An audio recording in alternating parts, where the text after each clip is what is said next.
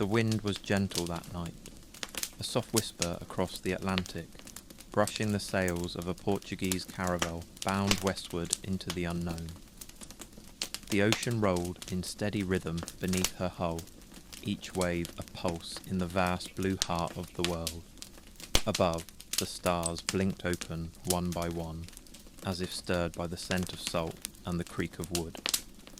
Thomas de Oliveira stood alone at the stern, his cloak pulled tight against the night chill. At 45, he had crossed these waters more times than he could count, but each time the sky felt different. Not because the stars had moved, but because he had. In his left hand he held a worn brass astrolabe. Its edges had dulled, its face scratched by sand, sweat, and age, but it still worked. It still told the truth, if you knew how to ask. Behind him, young Luis stepped cautiously up the stairs to the quarterdeck. He was small for 16, barefoot, with a face made for wonder. The boy had never sailed this far before, never strayed beyond the waters where gulls still cried and the horizon looked reachable. But now he was somewhere no land remembered. Thomas didn't turn. He simply raised the astrolabe toward the stars and whispered, "Polaris!" Luis squinted upward. "The North Star?" Thomas gave a faint nod. "The only fixed point in a world built on drift." He passed the instrument to Luis, and the boy fumbled slightly before aligning its sights. "Hold it steady. Let your eye and the sky speak without interruption." He did. For a moment, the sea disappeared. The ship. The world. Only the horizon and the bright point of Polaris, cold, eternal, sat inside the ring of brass. "Now," Thomas said softly, "what angle does she give you?" 59 degrees. Thomas smiled, just barely. "Close. It's 61. You'd put us nearly 100 miles south." Luis flushed. "But," Thomas said quickly, "you did what few can. You listened." The boy handed back the astrolabe. Thomas gently rotated it in his palm. He didn't need it, not anymore. The stars were etched into his mind. He could see them even when clouds stole the sky. He could feel them in the wind, the way it changed when Orion rose, or when the Southern Cross dipped low. "Everything you need," he said, "is above you. The stars will never lie, but they won't help you if you don't ask the right questions." Luis furrowed his brow. "What do you mean?" Thomas gestured to the dark ocean around them. "Look, there's no land, no markers, no guideposts, only motion. If your math is off by a single degree, you'll miss your target by hundreds of miles. Out here, precision is survival, and it begins with belief that what's above reflects what's below." Below deck, a bell rang. Midnight. The hourglass had run its course. Thomas didn't move. He was watching the stars shift overhead, drawing imaginary lines between them. They weren't just constellations to him. They were stories, anchors, friends. "My father taught me how to sail by moonlight. No compass, no map. Only the stars and the sway of the sea," he said. "We crossed the Tagus River with nothing but a string, a stick, and the shadow it cast." Luis stared. "Is that possible?" Thomas chuckled. "You're standing proof that it is. Every man aboard this ship is guided by ghosts who knew the stars better than they knew their own names." A gust of wind stirred the sails, and the ship leaned slightly starboard. The rigging groaned, but Thomas didn't flinch. He reached into a leather pouch at his belt and withdrew a folded parchment, weather-stained and brittle. It was a chart, not like modern ones. This was inked by hand, a lattice of currents, winds, and dotted stars. It looked more like a spell than a map. He laid it on a crate, weighing its corners with smooth stones. "Before longitude," he said. "This was how we found home. Latitude from the stars, speed from a rope, direction from the wind, and God willing, we saw land before we ran out of water." Luis leaned over the map, eyes wide. Thomas tapped a point midway between Lisbon and nothing. "This is where we are, roughly." "How do you know?" "I don't. Not exactly. I'm guessing. But I've read the sky tonight. We travelled west-northwest, the wind's been consistent. We moved about 5 knots, and Polaris told me where we drifted. So we navigate on guesses. No, Thomas said. We navigate on memory. He rolled up the parchment and tied it with string. There's a difference. Behind them, the ocean began to darken further, not from night, but from clouds. A storm was building. The stars vanished one by one. The air grew heavy. Louis shivered. What now? Thomas placed the astrolabe back into his pouch. He looked toward the black horizon. Now, he said, we remember what we saw before the storm hides it. Because if we didn't pay attention while the stars were clear... He trailed off. Louis didn't ask. He already understood. By morning, the stars were gone. The ship groaned as the wind changed. No longer a whisper, but a shove. Thick grey clouds rolled in like waves across the sky, snuffing out the heavens. The air had turned wet and sour, heavy with the scent of rain and salt. It felt like breathing through cloth. Thomas was already awake. He hadn't slept. He stood barefoot at the helm, hands gripping the worn wood, watching the sea churn beneath them. Around him, the crew moved with quiet urgency. Sails were reefed. Ropes pulled tighter. The ship prepared, as if it too could feel the storm coming. Louis emerged from below deck, blinking against the wet wind. He had tied his coat too loosely, and Thomas gave him a hard look. You dress for the sea, not the shore, he said. Louis didn't argue. He adjusted the cords and climbed to his side. They both stared ahead.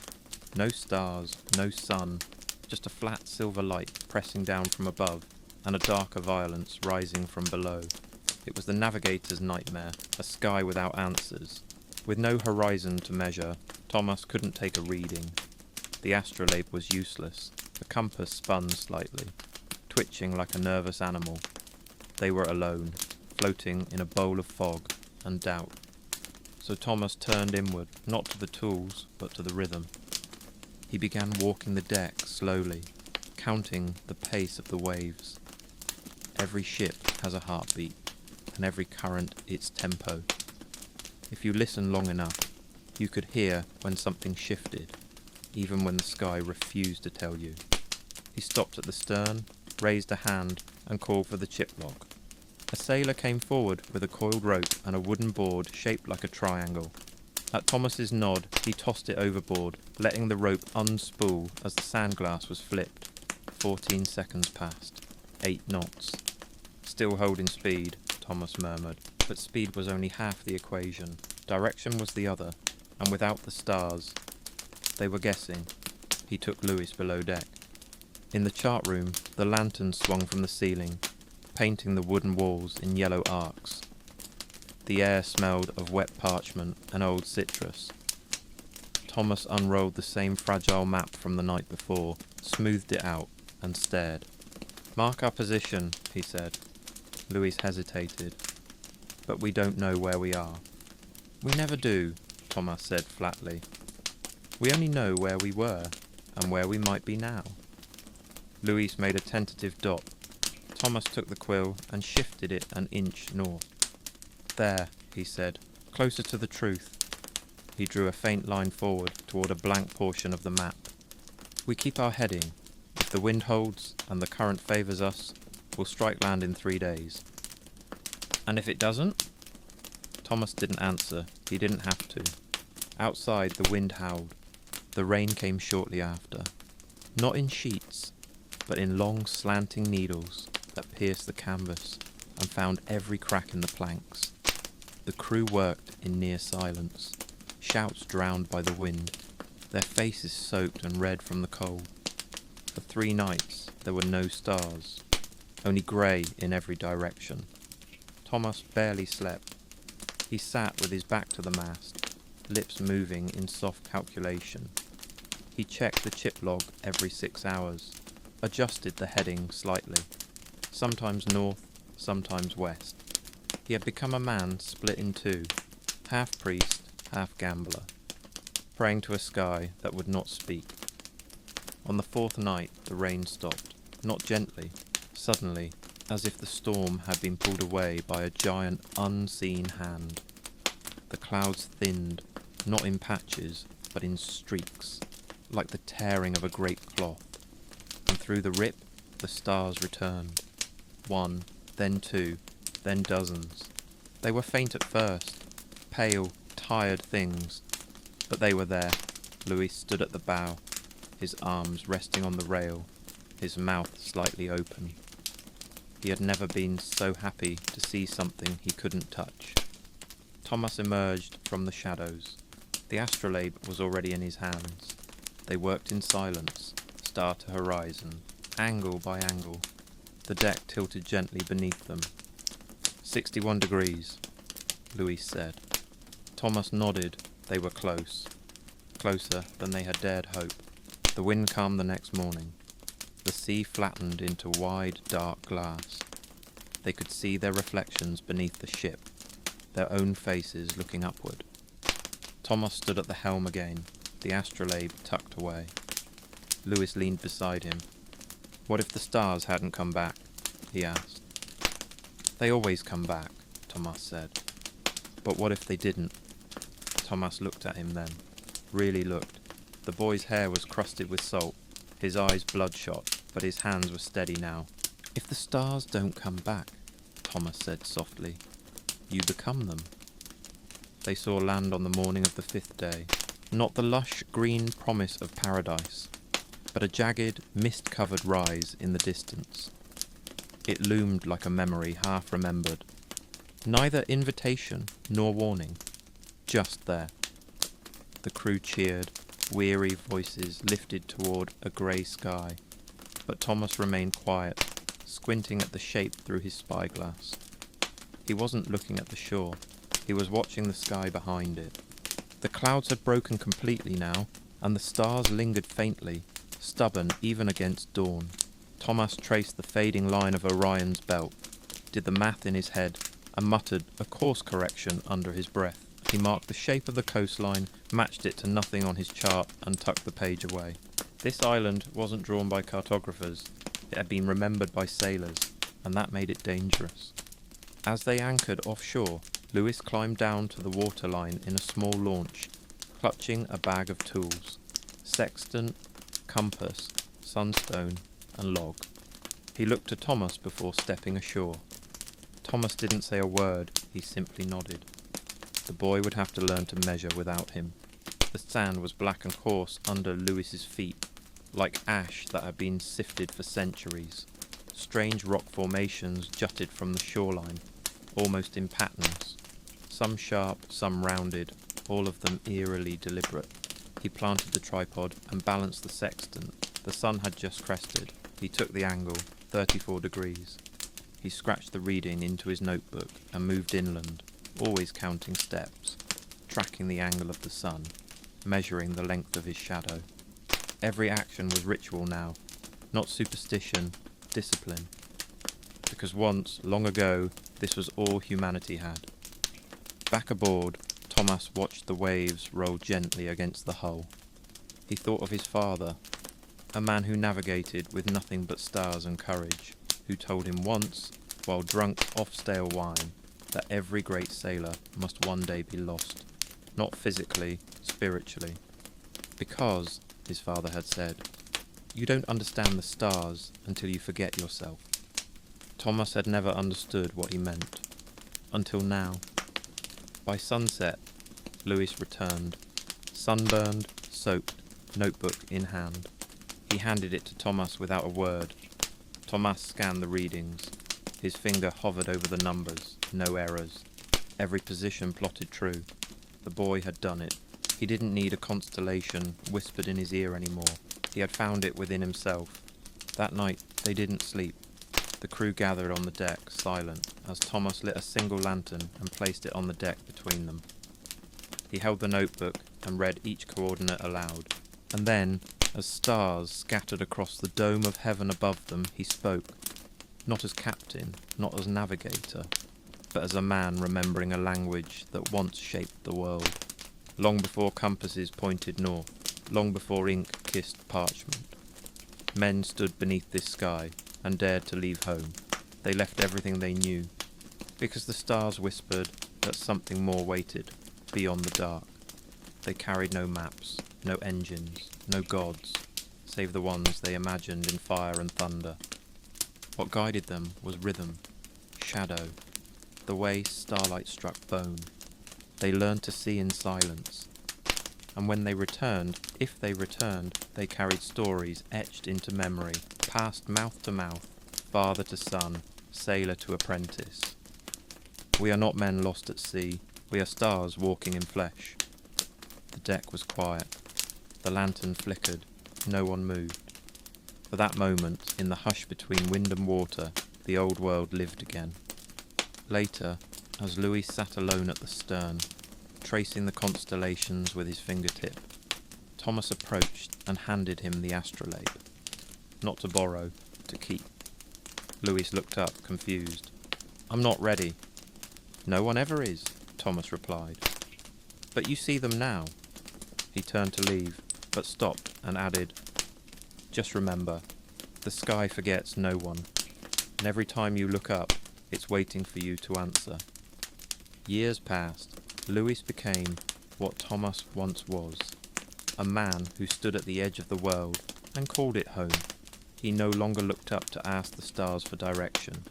He looked up because they were his companions, constant and true. He sailed beyond the Caribbean, through the Straits of Magellan, across to the Indian Ocean, each voyage longer than the last, and with every crossing, fewer men understood the tools he used. The sextant, too slow. The almanacs, too dense. The stars, too many. New sailors trusted compasses, then maps, then eventually machines. They wanted speed, convenience, a screen that showed them where they were, who they were, how far to go. But Louis still walked the deck at night with his astrolabe in hand, feeling the angle of the earth beneath his feet. Not because he needed it, because it remembered him. He watched as the old ways faded.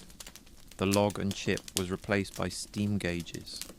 The sunstone disappeared into drawers, traded for brass instruments that hummed with gears. Sextants gathered dust, almanacs were burned, then radios, then satellites, then digital displays that blinked answers without question. He never hated the machines, he pitied them. They had no awe. They didn't feel the chill when Orion rose over the sea. They didn't weep the first time the Southern Cross saved a dying ship.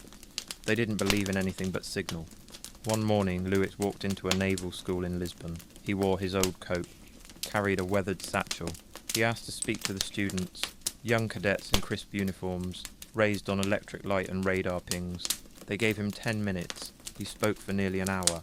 He didn't lecture, he told stories. He told them about watching Polaris hang motionless in a sky of spinning stars, about reading the sea's temper from the angle of sunrise, about the time he found land by measuring a single crescent moon against a wave crest and knowing he was close.